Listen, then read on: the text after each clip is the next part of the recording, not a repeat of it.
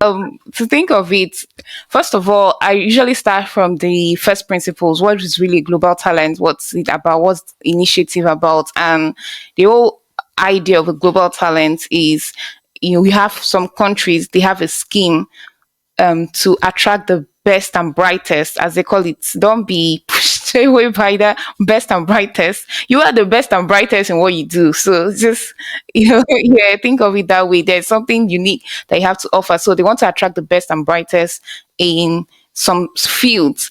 And again, it's their definition, and their definition, they might have specific sectors. So for example, the sectors that UK focuses on is different from Australia, and that's because they want to target those sectors for what they want to achieve for the economy, maybe to boost the economy or to really boost the talent and skill base for those particular or those sectors. So that's really, it's about, first of all, understanding what sort of skills that country is really in need of, what's in demand, and what are they targeting, and how your profile actually aligns. And it could be as well that probably you don't fit into that particular sector, which is okay. That doesn't mean that you're not a global talent in your own rights. It's just that this is aligned to specific needs of that economy at that point. Yeah, so that's the whole concept. What are they? They're looking for exceptional persons, highly skilled, highly talented persons in certain fields. So once you understand that and you assess or look at your profile and see where you might fit in, if you struggle with that as well, that's where having a coach to really help you look at your profile and see what might align to you. Like some persons who come to us, maybe the UK might not be a good option for them, and Australia might be better off because they have sectors that their profile actually align with those sectors. So that's really where to start from. And then from there, there are lots of, as well, they have the guidelines, the rules, so it's also a good place to have a look at their official website. What exactly are they looking for? And begin to understand what that might look like, but don't be deterred as well by the rules you see. Try to also talk to persons that may have also gotten it as well to really understand their journey. Everyone is unique. When I was applying, I didn't find anyone that exactly fits into my career and skill sets exactly as it is. But that's why it's the uniqueness that they're looking for as well. So don't be deterred by, maybe I don't have I can't map anyone exactly fitting into my profile, but at least there might be approximates. There might be similar persons who have gotten it in similar fields so that you can have a chat with.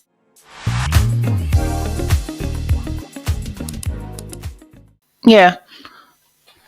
So the way they frame the exceptional talent, exceptional promise, it's really, it has nothing to really do with whether the person is exceptional or not. Both are exceptional, talent and promise, just to be able to distinguish maybe how many years someone has been in that particular career, in that field. So it might be that you have 20 years of experience career wise, but let's use digital technology.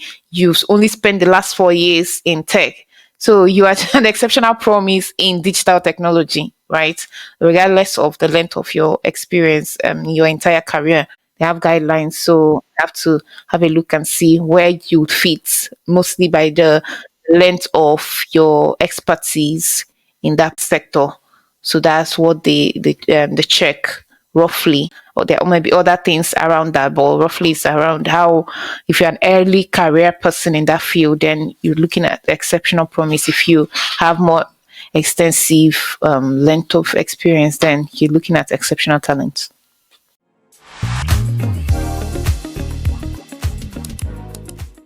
Yeah, misconception number one, I think I alluded to that, is the fact that I have to be a Nobel Prize winner, for example, to get the global talent visa. So, and so it starts from if looking at the guideline and disqualifying yourself, especially some of the endorsing bodies like the tech one. When you read through it, in fact, I still read it every time.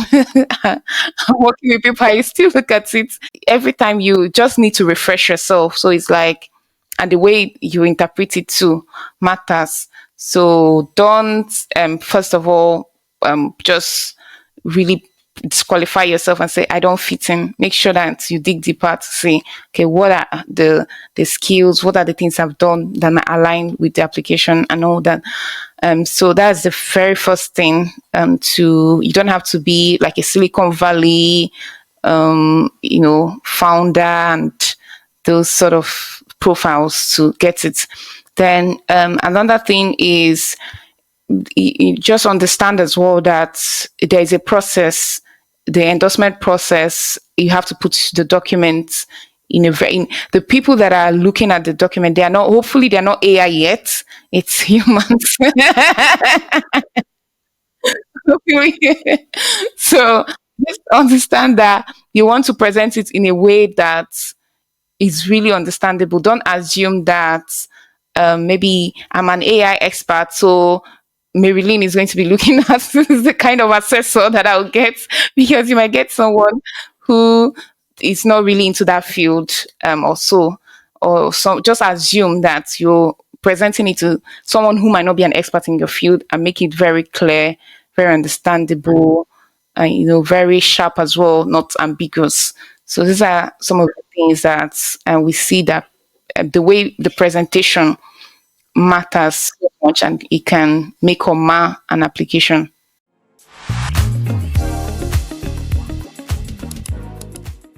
Yeah, common mistake is to put your application together in a way that there's no clarity. There are some rejections people have gotten, and the assessors are pointing to the fact that you just, for let me use an example. You're putting together evidence about your speaking engagement, and you bring in like six is six different speaking engagement, and just put everything together, and there is no context. You don't provide context, you don't provide explanation. It's not really clear. You put so many things together and they're modeled up, and you throw it out there. I remember these persons, they have so many applications to go through. So they really want to, they don't want to, you don't want to give them homework. Like they start as what's this about?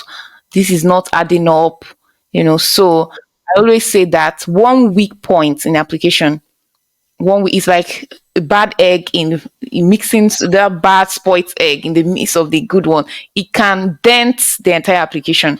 I know the way this application works. It's an and function. Sorry, I'm using a technical term. So okay, let's say there are three sections. You get one, and zero. So one times zero is what? Zero. So you are rejected.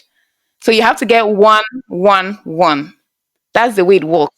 So that's why every section you need to be able to check every part. So it's not like you check this one and the other one is weak. So one bad egg can spoil the entire crate of eggs. So that's how it works. So it's one that requires carefulness and making sure that every point is you strengthen every point. You don't have like weak, try to strengthen the weak ones or eliminate them entirely, because those are the things that can dent the rest of the application. So those are a few tips.